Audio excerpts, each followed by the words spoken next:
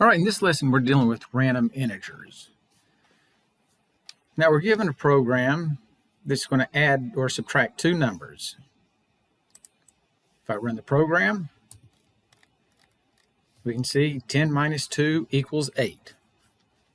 They've already got the print. They've changed our numbers to strings, so they'll be in the print with the other text.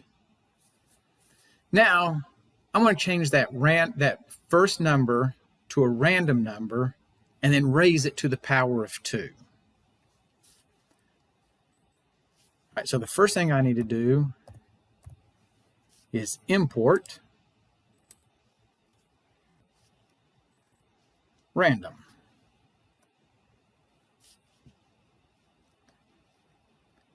All right, I want to change this first number. So I want to get my number from the random. I want it to be an integer, so it's going to be rand int. And it even shows us right here how to set it up. Okay, so it gives us parentheses. So I want to pick a number, say, between 10 and 20.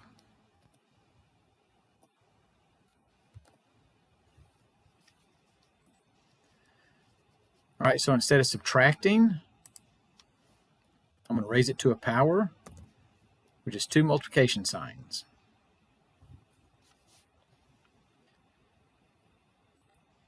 Now if I run the code,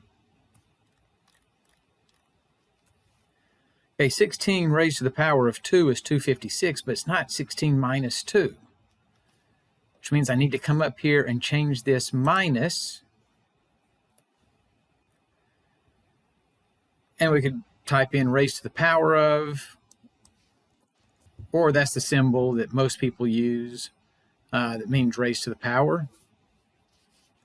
So if I run my code again, okay, so again, it's a number between 10 and 20. 13 raised to the power of 2 is 169. All right, this should be enough information that will help you answer question 2.5.